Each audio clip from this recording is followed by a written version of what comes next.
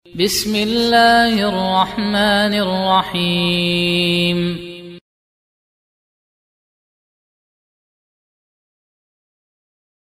Assalamualaikum warahmatullahi wabarakatuh. Kita akan masuk insyaallah dalil yang ketiga dalam bab fadlu tauhid wa ma yukaffiru minadz dzunub. Keutamaan tauhid dan dosa-dosa yang dihapuskan dengan sebab tauhid. Yang insyaallah kita ringkas dari kitab Al-Mulakhas fi Syarhi Kitab Tauhid. Penulis kitab Tauhid, Syekhul Islam Al-Mujahidul Mujaddid, Al-Imamul Allamah, Syekh Muhammad At-Tamimi rahimahullah ta'ala berkata, walahuma fi hadithi Idban. Dan diriwayatkan oleh Al-Bukhari dan Muslim dalam hadis Idban, yaitu sahabat yang mulia Idban bin Malik Al-Ansari radhiyallahu anhu. Seorang sahabat yang masyhur, wafat di masa pemerintahan sahabat yang mulia Muawiyah bin Abi Sufyan radhiyallahu ta'ala anhum ajma'in. Nabi SAW bersabda, fa inna allaha harrama 'alan nari man qala la ilaha illallah yabtagi bidzalika wajha Allah. Sesungguhnya Allah mengharamkan atas neraka bagi orang yang mengucapkan la ilaha illallah, dengan itu dia mencari wajah Allah subhanahu wa ta'ala.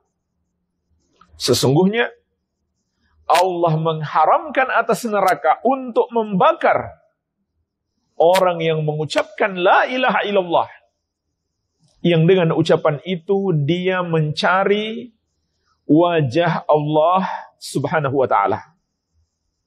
Inilah jemaah sekalian, di antara dalil yang menjelaskan kepada kita bahwa kita harus menghadap Allah dengan membawa tauhid dan menjauhi dosa syirik. Jangan sampai kita berpisah dengan kehidupan dunia ini tanpa membawanya. Walaupun kita membawa seluruh kebaikan, tidak akan berguna jika tidak bersama tauhid.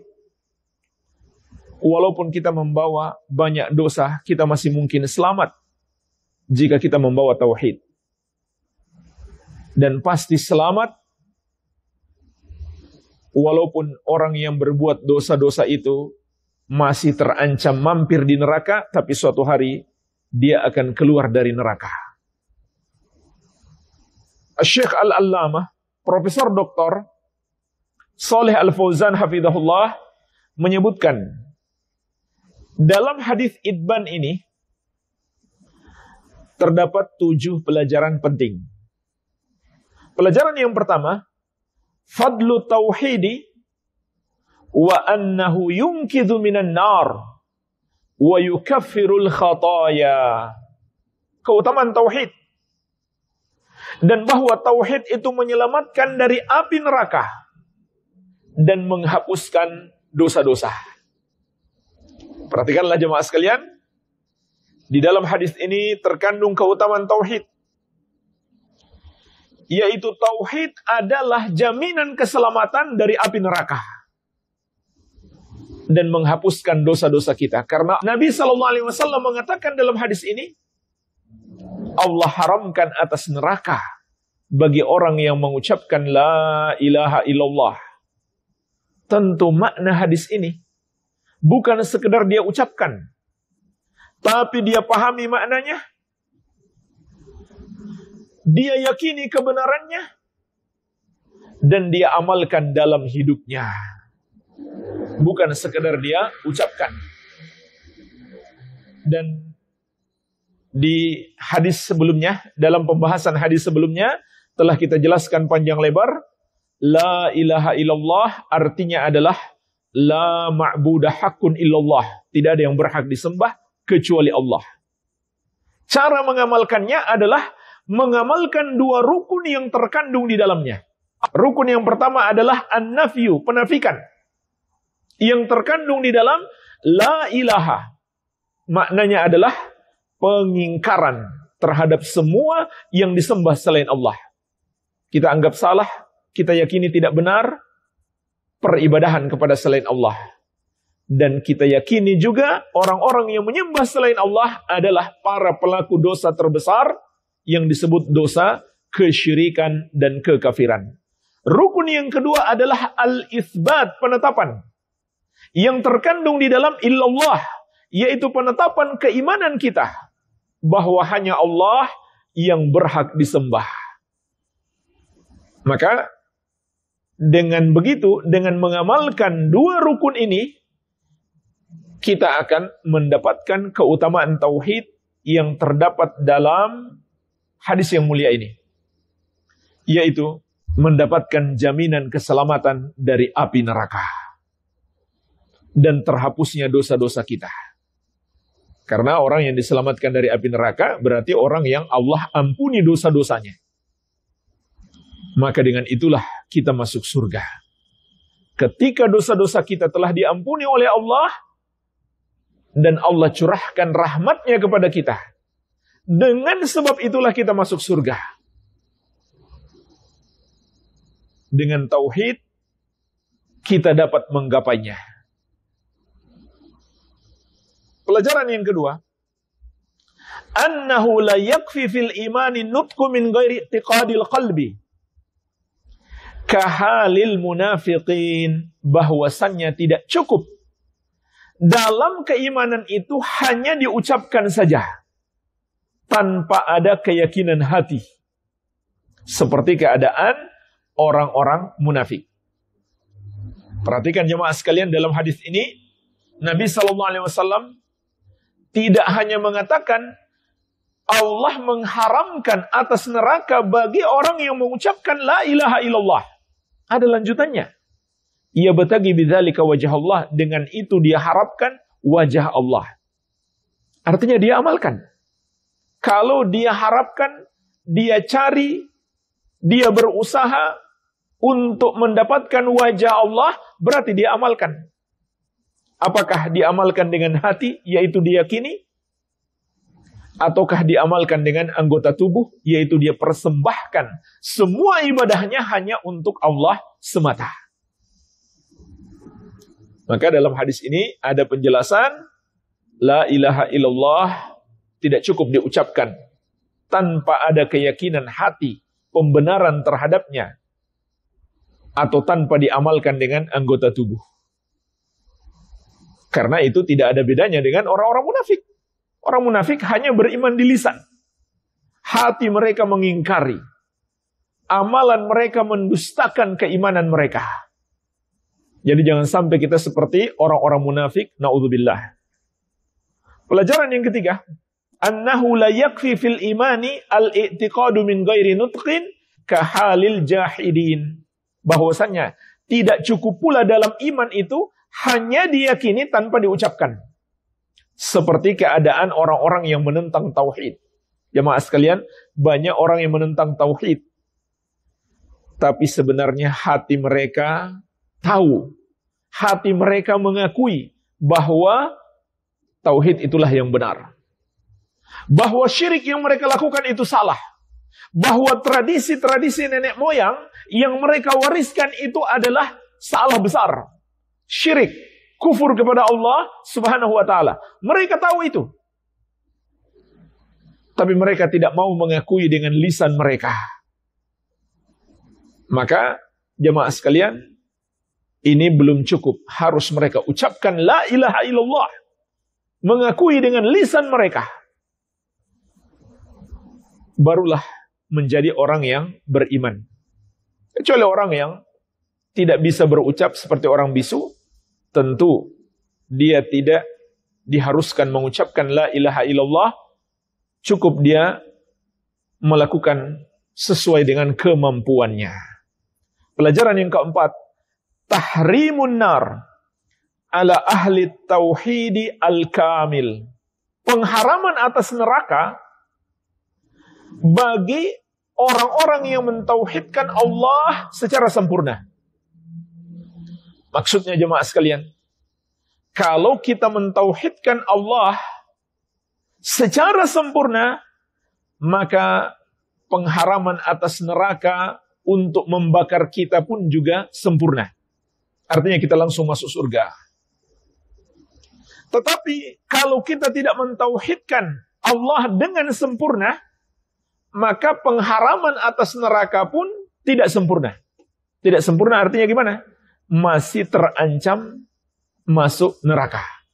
Namun selama tauhid itu masih ada, orang yang terancam masuk neraka ini, dia bisa saja diampuni oleh Allah langsung masuk surga. Kalaupun dia masuk neraka, maka suatu hari dia akan keluar dari neraka, dia tidak kekal di neraka. Lalu apa artinya? Dia punya tauhid tapi tidak menyempurnakan tauhidnya. Artinya adalah dia telah menjauhi dosa-dosa yang dapat membatalkan tauhid, yaitu kesyirikan dan kekufuran. Tapi dia tidak menjauhi sebagian dosa-dosa yang dapat mengurangi tauhid. Mungkin dia masih makan riba. Mungkin dia masih suka berjudi. Mungkin dia masih minum khamar. Itu dosa-dosa besar. Maka berarti dia tidak menyempurnakan tauhidnya. Namun tauhidnya ada. Karena dosa-dosa itu tidak menghilangkan tauhid, tapi mengurangi kesempurnaannya. Yang menghilangkan tauhid adalah dosa kesyirikan dan kekufuran. Kalau hilang tauhidnya, maka hilang pula jaminan keamanan baginya dari api neraka. Waliyadzubillah. Pelajaran yang kelima. Qala rahimahullah, annal amala la yanfa'u illa idza kana khalisan liwajhillah. Wa sawaban ala sunnati Rasulillah sallallahu alaihi wasallam. Bahwasannya amalan itu tidaklah bermanfaat kecuali memenuhi dua syarat. Pertama, ikhlas demi wajah Allah. Yang kedua, benar sesuai petunjuk Rasulullah sallallahu alaihi wa alihi wasallam. Ini termasuk pelajaran penting yang bisa kita petik dari hadis ini. Karena dalam la ilaha illallah terkandung ikhlas. Apalagi ditekankan, ya batagi bidzalika wajh Allah. Dia harapkan dengan mengucapkannya wajah Allah. Inilah hakikat ikhlas. Dan hadis ini sekaligus bantahan kepada orang yang mengatakan kalau ikhlas itu nggak mengharapkan masuk surga dan nggak usah takut masuk neraka. Subhanallah. Justru inilah hakikat ikhlas berdasarkan hadis yang mulia ini. Karena Nabi SAW mengungkapkan ikhlas itu adalah ya batagi bidzalika wajh Allah. Seseorang mengharapkan dengan itu wajah Allah. Maksudnya adalah dia pingin masuk surga agar mendapatkan nikmat terbesar penghuni surga, yaitu melihat wajah Allah subhanahu wa ta'ala. Maka inilah hakikat ikhlas. Kemudian syarat yang kedua, ittiba, meneladani Rasulullah sallallahu alaihi wasallam. Karena dalam hadis ini Nabi sallallahu alaihi wasallam membimbing kita, la ilaha illallah harus diucapkan dan harus diamalkan. Maka kita terikat dengan bimbingan Nabi Muhammad sallallahu alaihi wasallam dalam mengamalkan agama ini. Barulah amalan kita disebut amalan yang benar. Kalau tidak sesuai petunjuk beliau, maka amalan kita adalah amalan yang salah. Walaupun kita mengira baik, walaupun kita yakin baik, walaupun orang sekampung mengatakan itu bagus, walaupun nenek moyang kita secara turun-temurun mewariskan amalan itu, tapi ternyata tidak sesuai petunjuk Nabi Muhammad SAW, maka menurut syariat itu tidak bagus, itu tidak benar. Karena Nabi SAW menegaskan, man amila amalan laisa alaihi amruna fahuwa raddun. Barang siapa mengerjakan satu amalan, tidak ada padanya petunjuk dari kami, maka amalan tersebut tertolak. Jadi ini dua syarat diterimanya amal ibadah kita terkandung dalam hadis yang mulia ini. Makanya jemaah sekalian, la ilaha illallah itu sudah mencakup makna ikhlas. La ilaha illallah bertentangan dengan syirik besar dan syirik kecil, seperti riya, orang yang beramal untuk pamer kepada manusia agar mereka memujinya. Maka itu bertentangan dengan la ilaha illallah. Pelajaran yang keenam, anna man qala la ilaha illallah wa huwa yad'u ghairallahi lam tanfa'hu kahali ubadil kuburil yauma. Bahwasannya orang yang mengucapkan la ilaha illallah dan dia masih beribadah atau berdoa kepada selain Allah, maka ucapannya tidak bermanfaat. Ucapannya la ilaha illallah tidak ada manfaat kalau dia masih menyembah kepada selain Allah. Karena la ilaha illallah bermakna la ma'budah haqqun illallah. Tidak ada yang berhak disembah kecuali Allah. Terkandung di dalamnya penafikan dan penetapan, pengingkaran terhadap semua yang disembah selain Allah, penetapan ibadah hanya untuk Allah. Kalau dia masih menyembah kepada selain Allah, apa gunanya dia ucapkan la ilaha illallah? Berarti dia tidak amalkan. Mungkin juga dia tidak yakini kebenarannya. Kahali ubadil kuburil yauma, kata Syekh, seperti keadaan para penyembah kubur hari ini. Siapa yang dimaksud para penyembah kubur? Orang-orang yang berbuat kesyirikan di kuburan. Seperti mereka berdoa kepada penghuni kubur, padahal doa itu ibadah. Jelas Nabi SAW menegaskan, ad-du'a'u huwal ibadah. Doa itu adalah ibadah. Maka siapa yang berdoa kepada para penghuni kubur, berarti dia telah menyembah mereka, sehingga dia membatalkan tauhid, mengingkari la ilaha illallah dengan amalannya. Walaupun dia ucapkan, tapi dia tidak amalkan, tidak ada gunanya. Karena dia telah mempersekutukan Allah di dalam ibadah. Atau mereka menyembelih untuk penghuni kubur tersebut sebagai pengagungan terhadapnya. Atau mereka bertawakal, bergantung hati kepadanya dan mengharapkan berkah darinya. Dan meyakini dia bisa menolong mereka. Maka ini semuanya adalah syirik. Dan syirik dalam berdoa kepada penghuni kubur itu, jemaah sekalian, ada dua macam. Yang pertama, mereka sekedar menjadikan penghuni kubur itu sebagai perantara agar doa mereka diteruskan kepada Allah. Yang kedua,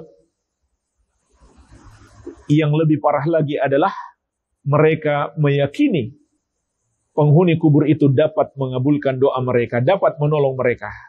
Dan dua-dua kesyirikan ini ada. Walaupun mungkin yang pertama lebih banyak. Yang kedua ada. Dan yang kedua itu lebih parah. Dan minimalnya orang yang meyakini kalau berdoa kepada Allah di dekat kubur orang soleh itu lebih mustajab, maka itu sudah termasuk bid'ah, mengada-ada dalam agama. Karena tidak sesuai petunjuk Nabi Muhammad sallallahu alaihi wasallam. Maka jemaah sekalian, keadaan mereka, kata Syekh, membuat kalimat la ilaha illallah yang mereka ucapkan tidak bermanfaat. Karena mereka tidak mengamalkannya.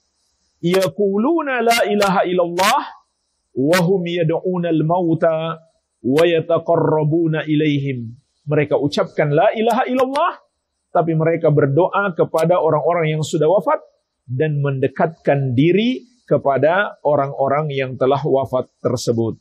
Pelajaran yang ketujuh, itsbatul wajhi lillahi ta'ala ala ma yaliku bi jalalihi wa azamatihi. Penetapan sifat wajah bagi Allah yang sesuai dengan keagungan dan kebesarannya. Karena jemaah sekalian, hadis ini jelas, orang yang mengucapkan la ilaha illallah, dengan itu dia mengharapkan wajah Allah, yaitu dia ingin masuk surga agar mendapatkan nikmat terbesar penghuni surga, yaitu melihat wajah Allah. Kalau hari ini na'udzubillah kita termasuk orang-orang yang mengingkari Allah punya wajah, maka kita perlu takut. Jangan sampai kita tidak termasuk orang-orang yang dapat menikmati surga dan mendapatkan nikmat terbesar di dalamnya, yaitu melihat wajah Allah Subhanahu wa taala. Ini yang perlu kita ingatkan jemaah sekalian. Sebagaimana dinasihatkan para ulama salaf dahulu. Orang-orang yang mengingkari Allah memiliki wajah, jangan sampai dia tidak termasuk orang yang dapat melihat wajah Allah kelak di surganya. Artinya dia tidak akan termasuk penghuni surga kalau dia tidak bisa melihat wajah Allah Subhanahu wa taala di dalam surga. Karena semua penghuni surga akan mendapatkan nikmat ini. Dan ini adalah akidah yang baru, mengingkari sebagian sifat-sifat zat Allah. Apa modal mereka mengingkari? Logika. Akal-akalan mereka. Yang sebenarnya kurang logis juga. Kurang masuk akal juga. Apa kata mereka? Kalau kita mengimani Allah memiliki wajah, berarti sama saja menyamakan Allah dengan makhluk. Karena makhluk punya wajah. Subhanallah jemaah sekalian. Ini logika dari mana? Maka kita juga bisa bantah dengan logika yang lebih sehat. Kita katakan, makhluk juga punya wajah. Antara satu dengan yang lainnya, ternyata tidak sama wajah mereka. Manusia punya wajah, hewan punya wajah. Ternyata jemaah sekalian tidak sama wajah manusia dan wajah hewan. Itu antara makhluk, sama-sama disebut wajah. Tapi ternyata hakikatnya berbeda. Apalagi antara makhluk dengan Allah. Walaupun sama disebut wajah, tapi hakikatnya nggak mungkin sama. Laisa kamitslihi syai'un wa huwas samiul basir. Tidak ada yang serupa dengan Allah dan Dia Maha mendengar lagi Maha melihat.